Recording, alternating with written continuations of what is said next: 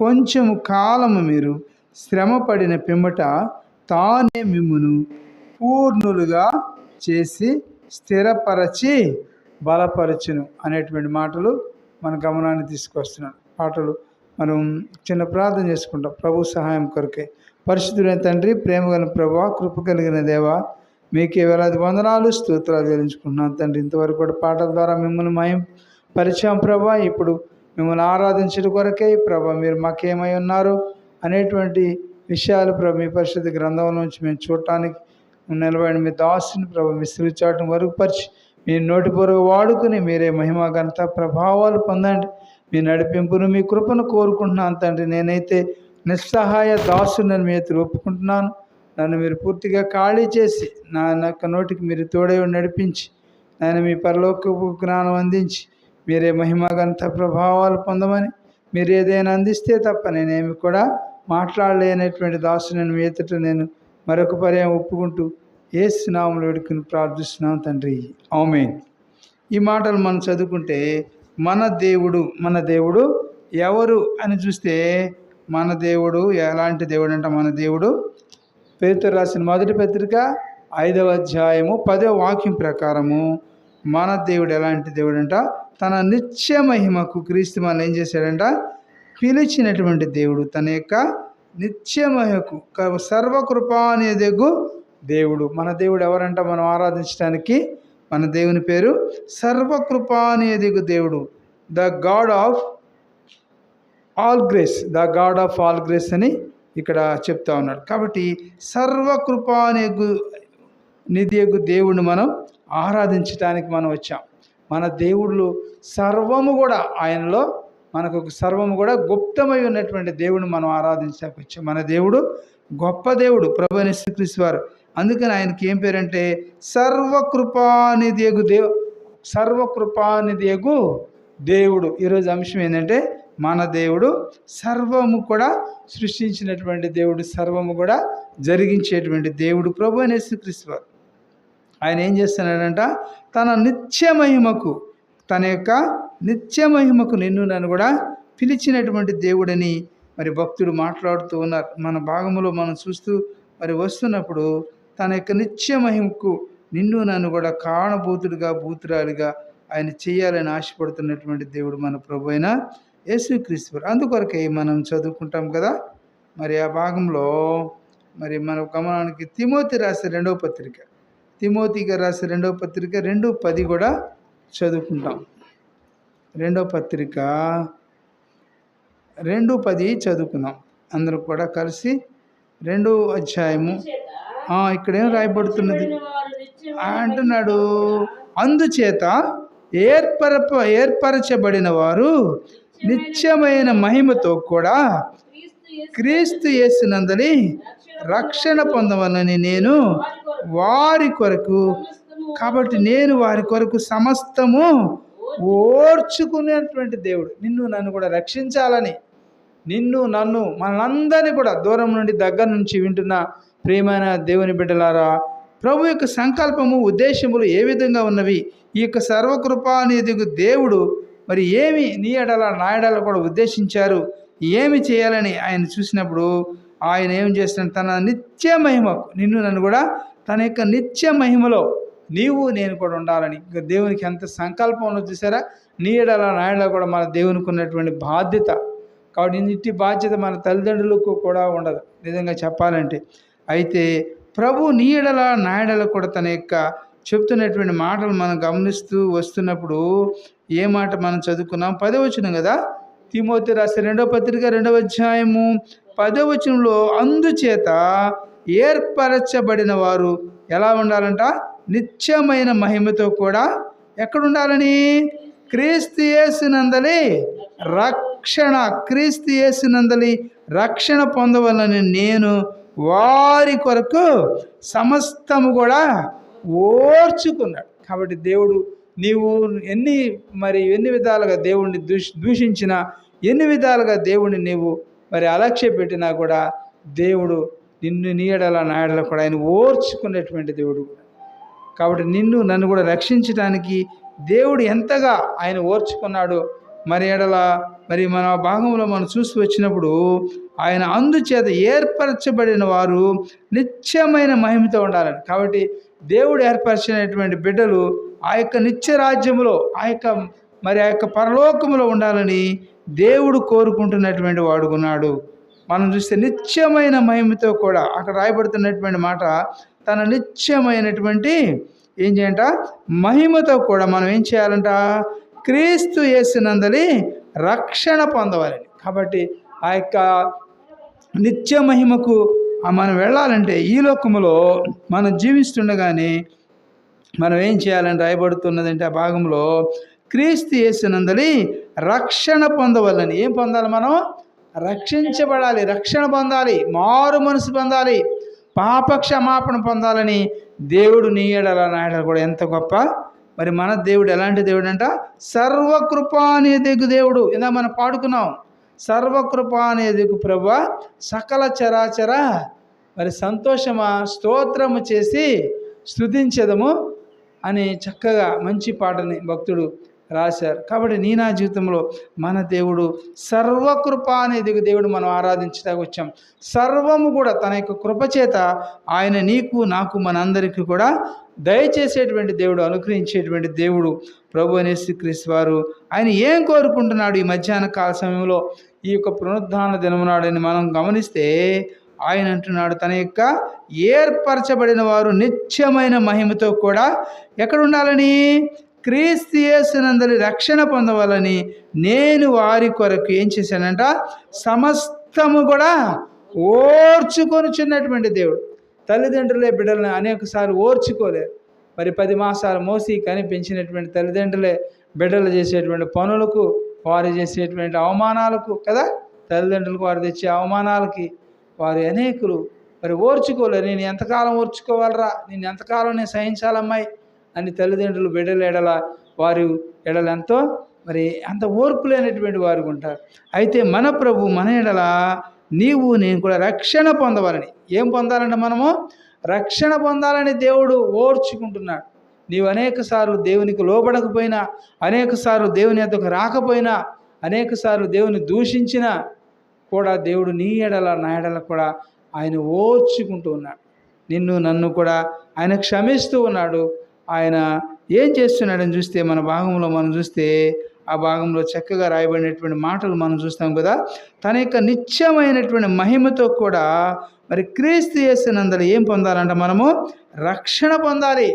రక్షణ పొందకపోతే పరలోక రాజ్యం లేదండి.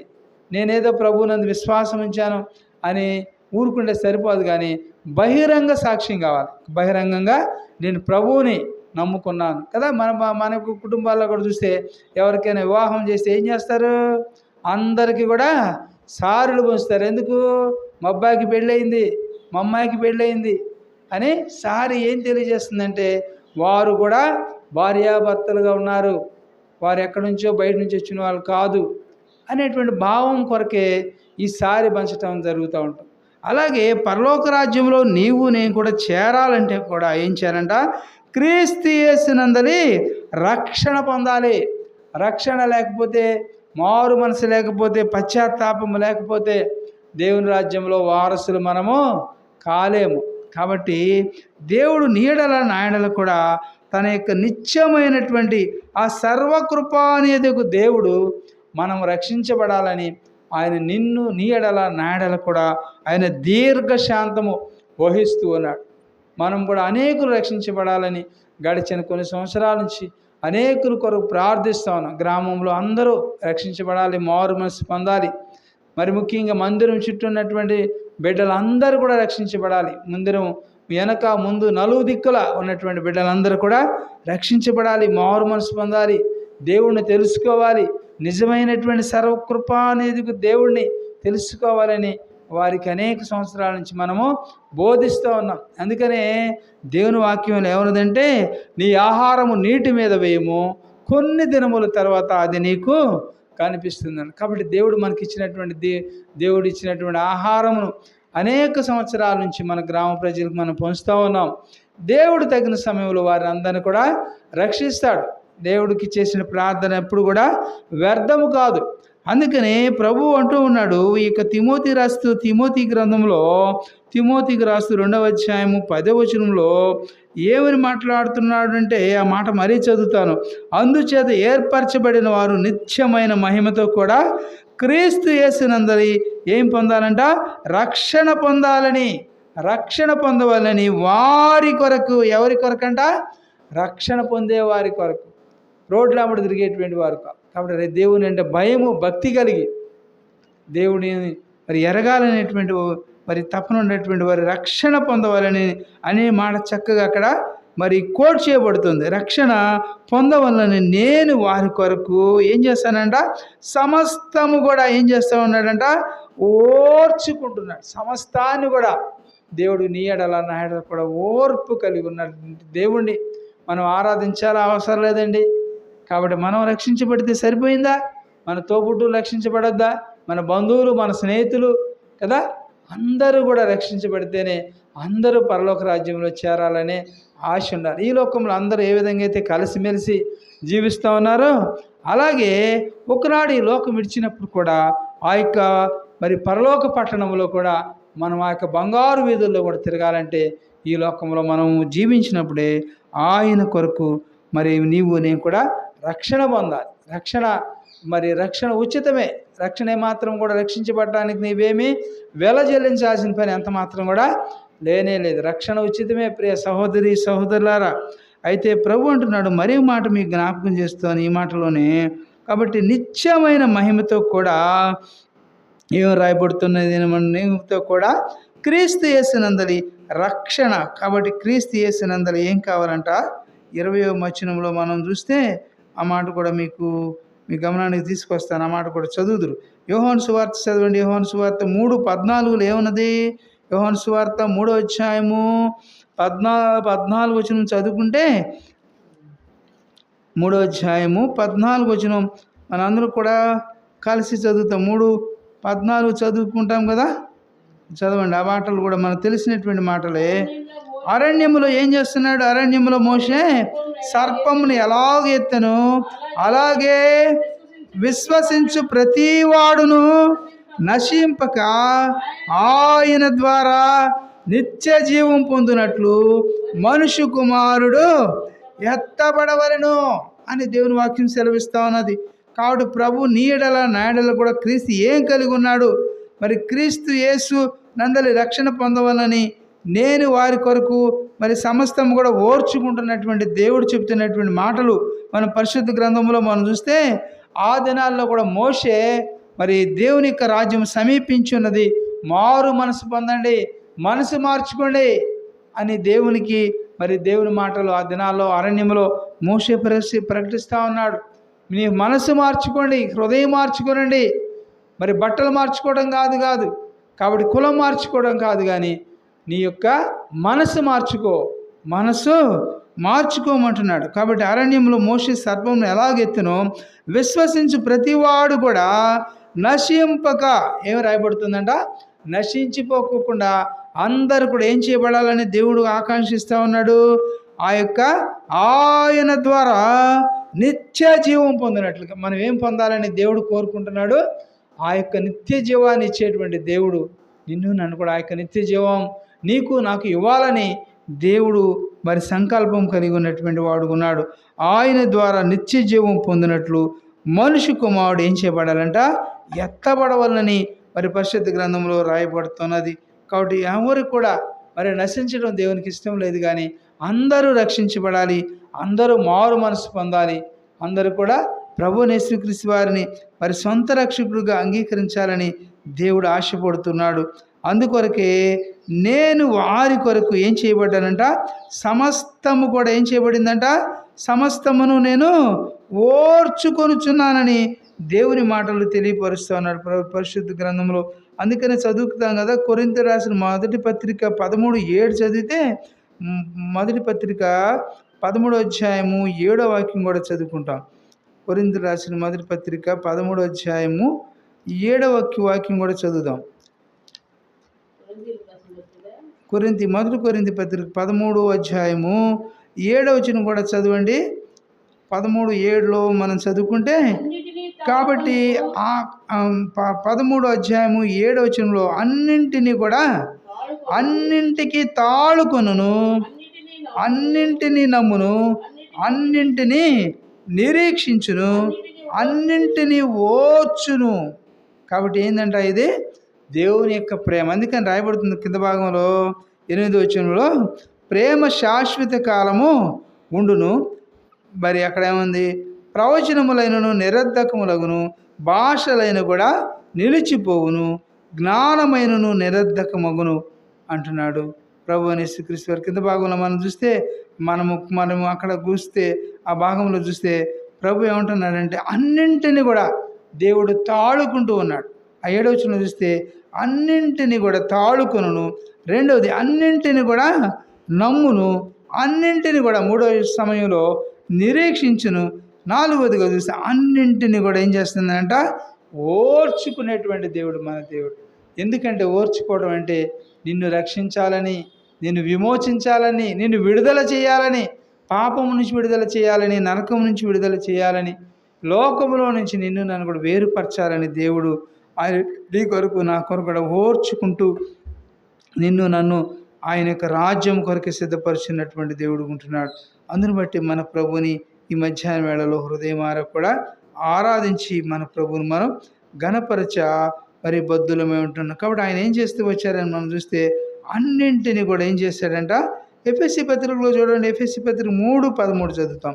ఎఫెసీ పత్రిక 3:13, ఎఫెసీలు రాసిన పత్రిక 3వ అధ్యాయము 13వ వచనంలో కూడా మనం గమనిస్తే ఆ మాటను కూడా మనం మంచి క్లియర్గా చూస్తాం. కాబట్టి మీ నిమిత్తమై నాకు వచ్చిన శ్రమలను చూచి మీరు ఆధైర్యపడవద్దని వేడుకొనుచున్నాను, ఇవి మీకు మహిమకరములై ఉన్నవి. కాబట్టి దేవుడు నిన్ను నన్ను కూడా ఆయన రక్షించడానికి ఆయన చెప్తున్నటువంటి మాటలు మనం గమనిస్తూ వచ్చినప్పుడు మరి అక్కడ ప్రభు 13వ వచనంలో ఏం చెప్తున్నారు, కాబట్టి మీ నిమిత్తము నాకు వచ్చినటువంటి శ్రమలు, కాబట్టి నిన్ను నన్ను రక్షించడం కొరకే నా యొక్క అవమానమును కూడా దేవుడు భరించి సహించి వహించడం కొరకై ఆయన ఏం చేస్తూ వచ్చాడని మనం గమనిస్తే ఆయనకు వచ్చినటువంటి శ్రమలు, ఆయనలో ఆ యొక్క సిలువ శ్రమలు మనం చూస్తే వచ్చినటువంటి ఆ యొక్క శ్రమలు అని చక్కగా రాయబడుతున్న శ్రమలను చూచి వారు ఆధైర్యపడవద్దని వారిని ఏం చేస్తున్నాడంట, వేడుకుంటున్నాడు. ఈనాడు క్రైస్తవులకు కొంత మరి ఏదైనా మరి శ్రమలు వచ్చినాయనుకో వారు వెనక్కి జారిగేటట్టుకుంటున్నారు కదా, మరి సహవాసంలో వెనక్కి వెళ్ళేటటువంటి వారుగా ఉంటా ఉన్నారు. అయితే ప్రభువుని యేసుక్రీస్తు వారు అంటున్నాడు, కాబట్టి మీ నిమిత్తం నాకు వచ్చినటువంటి శ్రమలను చూసి నేను ఆధైర్యపడవద్దని అంటున్నాడు. కాబట్టి ఆయా సమయాల్లో శ్రమలు వచ్చినప్పుడు ఆధైర్యపడమాకండి. ఇరుకులు వచ్చినప్పుడు, వ్యాధులు వచ్చినప్పుడు, నష్టం వచ్చినప్పుడు, అవమానాలు వచ్చినప్పుడు మరి దేవునిలో మనము కొనసాగాలి కానీ ఆధైర్యపడవద్దు, సమస్యలు వద్దని ప్రభువుని యేసుక్రీస్తు వారు మన గమనానికి ఈ మాటలు తీసుకొస్తా ఉన్నారు. అయితే అంటున్నాడు కదా, అవి మీకు ఎలాంటివంట, ఆ శ్రమలు మీకు అవి మహిమకరములై ఉన్నాయంటున్నాడు. కాబట్టి నీకు నాకు వచ్చినటువంటి శ్రమలు నిన్ను నీ ఎడల నా ఎడల కూడా దేవుడు మహిమపరచడం కొరకే ఇవన్నీ కూడా శ్రమలు వచ్చినాయి. కానీ నిన్ను బాధించడానికి, నిన్ను మరి ఎంత మాత్రం కూడా మరి కష్టపెట్టడానికి ఎంత మాత్రం కూడా కాదని దేవుడు మాట్లాడుతున్నాడు. కాబట్టి మన దేవుడు ఎలాంటి దేవుడు అంట, సర్వకృప అనే దేవుడు. కాబట్టి the God of all grace. కాబట్టి ఇట్టి గొప్ప దేవుని మనం హృదయమారా కూడా ఆరాధించి మన ప్రభువును మనం ఘనపరచ మరి బద్దులమై ఉంటున్నాం. కాబట్టి ఇక పేతురు రాసిన మొదటి పత్రికలోని ఈ మాట కూడా మనం ఒకసారి నేను కూడా చూసి ఆ మాటని మరలా ముందుకు భాగంలోకి వెళ్తాం. 5:10 చదివాం కదా, 5:10 వచనంలో మరి ఏమని కింద భాగం కూడా చూస్తాం. మరి తనము నిత్య మహిమకు క్రీస్తునందలి మిమ్మును పిలిచినటువంటి దేవుడు మన దేవుడు ఎవరంట, సర్వకృపానిధిగు దేవుడు. కొంచెము కాలము మీరు ఎంతకాలం అంట, కొంచెము కాలమే. కొంచెము కాలము ఏం చేయబడుతుందంట, కొంచెము కాలము మీకు శ్రమ పడిన పిమ్మట తానే మిమ్మును పూర్ణులుగా చేసి స్థిరపరచి బలపరుస్తాడు. దేవుల్లో నీకు నాకు కూడా ఆయా సమయాలు వచ్చిన శ్రమలను బట్టి, అవమానాలను బట్టి, నిందలను బట్టి కదా, మరి ఇరుకులను బట్టి, పోరాటాలను బట్టి మరి ఈ లోకంలో నీవు నేను కూడా తల్లడిల్లేని పరిస్థితుల్లో కొంత వెనక్కి తగ్గుతారు. అనేకులు మందిరానికి వెళ్ళలేరు, మందిరం మీద అలుగుతారు. కాబట్టి సేవకుల మీద అలిగేటువంటి వారు ఉంటున్నారు. అయితే ఈ సర్వకృప అనేది దేవుడు కొంచెము కాలము మీకు ఏం కలుగుతుందంట, శ్రమ పడిన పిమ్మట, కొంచెము కాలమే శ్రమ. కాబట్టి తర్వాత ఏం రాయబడుతుంది, శ్రమ పడిన పిమ్మట తానే, కాబట్టి ఎవరంట, తానే మిమ్మల్ని ఏం చేస్తాడంట, పూర్ణులుగా చేస్తాడు. కాబట్టి దేవునిలో సంపూర్ణమైనటువంటి భక్తిలో వినయములో నిన్ను నన్ను కూడా ఆయన స్థిరపరిచి ఏం చేస్తాడంట, బలపరుస్తాడు. నిన్ను నన్ను కూడా ఆ యొక్క క్రీస్తు యేసులో నిన్ను నన్ను స్థిరపరిచి బలపరుస్తాడు. ఎప్పుడంటే నీవు నేను కూడా శ్రమలు వచ్చినప్పుడు దేవుని వైపు మనం చూసినప్పుడు దేవుడు మన శ్రమలన్నింటిలో కూడా మనకు తోడై ఉండేటువంటి దేవుడు, మనల్ని రక్షించేటువంటి దేవుడు మన ప్రభు అయిన యేసుక్రీస్తు వారు. ఈ యొక్క సర్వకృప అనేదేగు దేవుడు మాత్రమే నిన్ను నన్ను కూడా రక్షించగలడు, మరి నిన్ను నన్ను కూడా విమోచించగలడు. అందును బట్టి మన ప్రభుని మధ్యాహ్న వేళలో కొంత సమయం హృదయమార కూడా ఆరాధించి మన ప్రభును మనం గణపరచ బద్దులమైన. కాబట్టి ఆయన ఏం చేస్తానంట, పూర్ణులుగా చేసి నిన్ను నన్ను కూడా ఏం చేస్తానంటున్నాడు, పూర్ణులుగా చేసి ఆయన స్థిరపరిచి ఏం చేస్తాడంట. ఎబ్రీ పత్రిక చదవండి, 13:20 చదువుకుంటాం. ఎబ్రీ పత్రిక 13:20 చదువుకుంటాం. ఎబ్రీ రాసిన పత్రిక 13వ అధ్యాయము 20వ వచనము 21వ వచనం చదువుకుంటే, గొర్రెల గొప్ప కాపరైన, ఆ మాటనా 13వ అధ్యాయంలో చదవండి.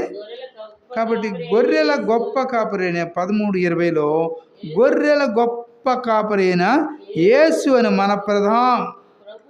మన ప్రభువును నిత్యమైన నిబంధన సంబంధమగు రక్తమును బట్టి మృతులలో నుండి లేపిన సమాధానకర్తకు దేవుడు యేసు క్రీస్తు ద్వారా తన దృష్టికి అనుకూలమైన దానిని మనలో జరిగించుచు ప్రతి మంచి విషయంలోనూ తన చిత్త ప్రకారము చేయుటకు మిమ్మును సిద్ధపరచునుగాక. యేసు క్రీస్తుకు యుగయుగములకు మహిమ కలుగునుగాక. ఆమేన్ అని మరి అపోస్తలుడైన పౌలు మరి హెబ్రీ సంఘానికి రాస్తూ ఆయన చెప్తున్నటువంటి మాటలు మన గమనానుకుని. ఎలా అంటే గొర్రెల గొప్ప కాపరి అయినటువంటి యేసు అను మరి మన ప్రభు మనకు ఉన్నాడు. మన ప్రభు మరి నిన్ను నన్ను కూడా రక్షించేటువంటి ప్రభు, గొర్రెల గొప్ప కాపరి అయినటువంటి దేవుడు మనకి ప్రభువుగా రక్షకుడుగా ఉన్నాడు. ఆయన నిన్ను నన్ను కూడా స్థిరపరిచి బలపరిచేటువంటి దేవుడు ఉంటున్నాడు. అంత మాత్రం కాకుండా ఆయన నిత్యమైనటువంటి నిబంధన సంబంధమైన రక్తమును బట్టి ఆయన నిన్ను నన్ను కూడా మృతులలో నుండి లేపి సమాధానకర్తయగు దేవుడు యేసు క్రీస్తు ద్వారా తన యొక్క దృష్టికి అనుకూలమైనటువంటి దానిని ఎక్కడ జరిగిస్తాడంట, మనలో జరిగిస్తాడు. తనకి అనుకూలమైనటువంటి రక్షణ కార్యమును, ఆయన సొంత కార్యమును నీలో నాలో జరిగించి ఆయన మహిమ పొందేటువంటి వారు మన ప్రభు అయిన యేసుక్రీస్తు వారు. అందును బట్టి మన ప్రభువుని మధ్యాహ్న వేళలో హృదయమార కూడా ఆరాధించాలి. కాబట్టి చిత్త ప్రకారం చేయుటకు మిమ్మును సిద్ధపరచునుగాక. తన యొక్క చిత్త ప్రకారం నిన్ను నన్ను కూడా మలుచుకుని ఆయన యొక్క రాజ్యంలో సిద్ధపరిచేటువంటి దేవుడు మన ప్రభు అయిన యేసుక్రీస్తు వారు. అందును బట్టి మన ప్రభుని ఈ సమయంలో హృదయమార కూడా ఆరాధించి మన ప్రభుని మనం గణపరుస్తాం. రెండో తలంపుగా చూస్తాము. రెండో తలంపులోనే మాట చదివాం కదా, 3 చూస్తాము. కాబట్టి ఆ మాట కూడా చూస్తాం. కొరింథీ రాసి 2వ పత్రిక, అపోస్తలుడైన పౌలు కొరింథీ సంఘానికి రాస్తూ 2వ పత్రిక, అపోస్తలుడైన పౌలు కొరింథీ సంఘానికి రాస్తూ 2వ పత్రిక చదవండి. 1వ అధ్యాయం 3వ వచనం. 2వ కొరింథీ పత్రిక 1వ అధ్యాయము 3వ వచనం మొదటి నుంచి కూడా చదివితే ఈ మాటలు మనకి చదువుతాం. కనికరము చూపు తండ్రి.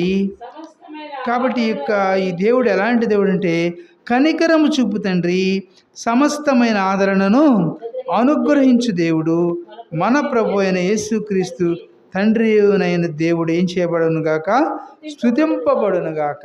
ఎవరు స్తుతించబడాలంటే ప్రభు అయిన యేసుక్రీస్తు వారికి మాత్రమే స్తుతియు మహిమ ఘనతకు మరి పాత్రుడైనటువంటి వారు మన ప్రభు అయిన యేసుక్రీస్తు వారు. అందుకని మన దేవుడు ఎలాంటి దేవుడు అంట? కనికరము చూపు తండ్రి. ఆయనకు ఉన్నటువంటి పేరు ఏంటంట? మన దేవుడు మనం ఎలా ఆరాధించాలి? ప్రభా, నువ్వు కనికరం చూపేటువంటి తండ్రి ప్రభా, అందును బట్టి నీకు వందనాలు స్తోత్రాలు తండ్రి. నా ఎడల కూడా కనికరం చూపించు, నా ఎడల కూడా మీ దయ చూపించు ప్రభా. నన్ను కూడా నా ఎడల కూడా మీకు మరి కృపను, కనికరాన్ని, మీ దయను నాకు అనుగ్రహించని మరి అక్కడ అపోస్తలుడైన పౌలు కొరింథీ సంఘానికి రాస్తూ ఆ మాటలు పలుకుతూ ఉన్నారు. కాబట్టి కనికరము చూపు తండ్రి సమస్తమైనటువంటి ఆదరణ అనుగ్రహించేటువంటి దేవుడు. కాబట్టి రెండవ తలంపులో మనం చూస్తే మన దేవుడు ఆదరణను అనుగ్రహించేటువంటి దేవుడు. కాబట్టి ఆదరణ లేని పరిస్థితి. కాబట్టి ఎలాంటి దేవుడు అంటే the God of comfort, the God of comfort. కాబట్టి ఆయన ఆదరించేటువంటి దేవుడు. రెండో తలంపులో మనం చూసాం కదా, మన దేవుడు ఎలాంటి దేవుడు? కనికరం చూపేటువంటి తండ్రి. మన తండ్రి మనం ఆరాధించేటువంటి దేవుడు. ఈ లోకంలో మనుషులు కనికరం చూపరు. ఈ లోకంలో మనుషులు కనికరం చూపరు, దయ చూపించరు, జాలి అసలే పడరు. కాబట్టి మన దేవునికి మనం ప్రార్థన చేసినప్పుడు, దేవునికి మనం మొరపెట్టినప్పుడు దేవుడు నిన్ను నన్ను కూడా కనికరిస్తాడు. నా యొక్క పరిస్థితులని, స్థితిగతులన్నింటిని కూడా మార్చేటువంటి దేవుడు మన ప్రభు అయిన యేసుక్రీస్తు వారండి. అందును బట్టి మన ప్రభుని ఈ మధ్యాహ్న వేళలో హృదయమారా కూడా ఆరాధించాలి. ఎందుకంటే కనికరం చూపు తండ్రి. రెండవది సమస్తమైన ఆదరణను అనుగ్రహించు దేవుడు మన ప్రభువునైన యేసుక్రీస్తు తండ్రియునైన దేవుడు స్తుతించబడునుగాక. కాబట్టి ఇందాక కూడా మనం ఏం పాడుకున్నాము? దేవుని స్తుతించుడి, ఎల్లప్పుడూ దేవుని స్తుతించుడి. ఆయన గురించి ఆ పాట అంతా కూడా. రెండో పాట కూడా ఏం పాడుకున్నాం మనము? రెండు మంచి పాటలు.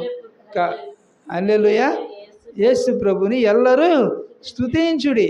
కాబట్టి మంచి పాటలు దేవుడు మనకు అనుగ్రహించాడు. కాబట్టి దేవునికే మహిమ, ఆయన్నే మనం స్తుతించాలి. మనుషులు మనం స్తుతించకూడదు. ఈరోజు బాగుంటారని 4 రోజులు స్తుతించామనుకో, వారిని హెచ్చించామనుకో, తర్వాత వారే నీకు శత్రువులు అవుతారు. వారే నీకు మరి బద్ధశత్రువులు అవుతారు. వారే నీకు గోతులు తీసేవాళ్ళుగా ఉంటారు మనుషులు. అయితే దేవుడిని ఎప్పుడు కూడా స్తుతించు, దేవుడు నీకు సహాయం చేస్తాడు. కాబట్టి అందుకని మన దేవుడికి ఉన్నటువంటి పేరు ఏంటంటే కనికరము చూపు తండ్రి. ప్రభా, నా ఎడల కూడా కనికరం చూపించు ప్రభా. నా బిడ్డల ఎడల కనికరం చూపించు.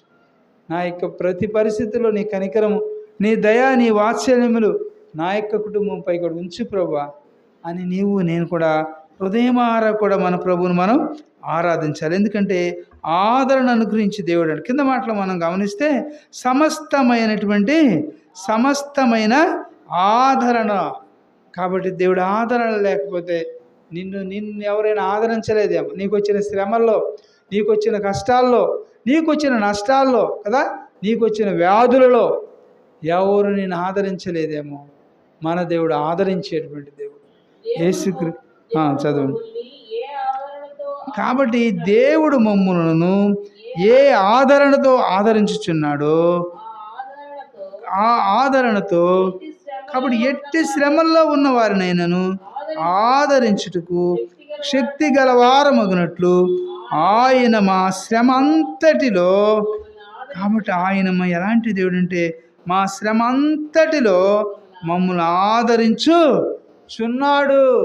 నిన్ను నన్ను కూడా ఆదరించేటువంటి దేవుడు, బలపరిచేటువంటి దేవుడు మన దేవుడు, కనికరం చూపించేటువంటి తండ్రి. అందుకని ఆయన అంటున్నాడు, దేవుడు మిమ్మును ఏ ఆదరణతో ఆదరించుచున్నాడో ఆ ఆదరణతో ఎట్టి శ్రమలలో ఉన్న వారినైనా ఆదరించుటకు మన దేవుడు ఎలాంటి దేవుడు అంట? శక్తి గలవారము నేను కూడా అవ్వాలని దేవుడు కోరుకుంటున్నాడు. నిన్ను నన్ను కూడా, నీకు నాకు కూడా బలము కదా, పరాక్రమం ఇవ్వాలని దేవుడు ఆశపడుతున్నటువంటి దేవుడు ఉన్నాడు. అందుకని అంటున్నాడు, ఆ ఆదరణతో ఎట్టి శ్రమల్లో ఉన్నవారినైనా కూడా ఆదరించుటకు శక్తి గలవారమగునట్లు ఆయన, ఎవరంట ఆయన? మన ప్రభు అయిన యేసుక్రీస్తు వారు. ఆయన ఏం చేస్తున్నాడు? మా శ్రమలో అన్నింటిలో, మా యొక్క శ్రమలన్నింటిలో, మా నిందలలో, మా అవమానాలలో కదా, మా వ్యాధులలో, మా పరిస్థితుల్లో, మా ఆర్థిక పరిస్థితుల్లో, మా యొక్క కుటుంబ పరిస్థితుల్లో, అన్నిటి పరిస్థితుల్లో కూడా మన దేవుడు మనల్ని ఎలా ఉన్నాడంట? ఆదరిస్తున్నాడని దేవుని వాక్యం సెలవిస్తూ ఉన్నది. కాబట్టి మన ప్రభు ఎలాంటి వారు ఉన్నారంటే ఆయన మా శ్రమ అంతటిలో మమ్మల్ని ఆదరించుచున్నాడు. మన దేవుడు నిన్ను నన్ను కూడా ఆదరించేటువంటి దేవుడు, రక్షించేటువంటి దేవుడు, కృప చూపించేటువంటి దేవుడు, నీకు నాకు కూడా సర్వశక్తి కలిగినటువంటి దేవుణ్ణి ఈ మధ్యాహ్న వేళలో మరి ఆరాధించకుండా మరి ఎంత మాత్రం కూడా మనం ఉండలేం. ఇంత గొప్ప దేవుని మనం హృదయమార కూడా ఆరాధించి మన ప్రభును మనం ఘనపరచ బద్ధులమై ఉంటున్నాం. అలాగే ఇదే అధ్యాయము కొరింథీయులకు రాసిన మొదటి పత్రిక 7వ అధ్యాయము 6వ వచనం, 2 కొరింథీ పత్రిక 6 అధ్యాయము 7వ వచనం కూడా చదువుకుంటాం కదా. 6:7 ఉందంటే కాబట్టి సత్యవాక్యం చెప్పుడు వలనను దేవుని బలము వలనను కుడి ఎడమల నీతి ఆయుధములు కలిగి, కాబట్టి ఘనతల వలనను సుకీర్తి దుష్కీర్తుల వలనను దేవుని పరిచారకులమై ఉన్నామని అన్ని స్థితులలో, ఎలాంటి స్థితిలో అంట, అన్ని స్థితుల్లో మమ్మల్ని మేమే మెప్పించుకొనుచున్నాము. మేము మోసగాళ్ళమైనట్లుండి సత్యవంతులము, తెలియబడని వారమైనట్లుండి బాగుగా తెలియబడిన వారము, చనిపోవచ్చున్న వారమైనట్లుండి ఇదిగో బ్రతుకుచున్నాము అంటున్నాడు కదా. అనేక విధాలుగా మరి దేవుడు దుఃఖపడుతూ ఉన్నామను అని మాట్లాడుతున్నాడు. దరిద్రులుగా అంటున్నాడు. ఐశ్వర్యం కలిగించే వారము, ఏమీ లేని వారమైనట్లుండి సమస్తము కూడా మనం ఏం చేయమంట, కలిగి ఉన్నవారము. చివరి మాట. కాబట్టి సమస్తము కూడా ఆడంటున్నాడు ఏమీ లేని వారమైనట్లుండి సమస్తము కూడా మనము కలిగి ఉన్నవారు. కాబట్టి మన పరిస్థితులు ఏమీ లేని పరిస్థితుల్లో కూడా దేవుడు నిన్ను నన్ను కూడా సమస్తమును కూడా కలిగిన వారముగా దేవుడు నిన్ను నన్ను కూడా ఇంతవరకు కూడా ఉంచినాడండి.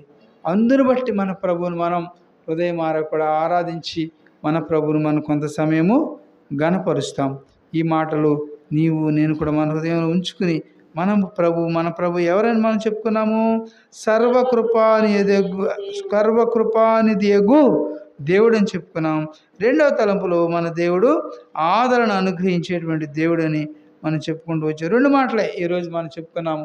మరి కొంత సమయం మనం ఆరాధించుదాం. ప్రభుచితమైతే మరి వచ్చే వారం కూడా మన దేవుడు ఎలాంటి దేవుడు అనేటువంటి మాటలన్నీ కూడా మనము 4 విషయాలు, మరి కొన్ని విషయాలు మనం నేర్చుకున్నాం. ప్రభు మనకు సహాయం చేసిన కొలది, నడిపించిన కొలది కూడా మనము దేవుని మాటలు మరి చెప్పుకుంటూ కొనసాగుతాం. దేవుడి మాటలు దీవించిన గాక. ఆమేన్.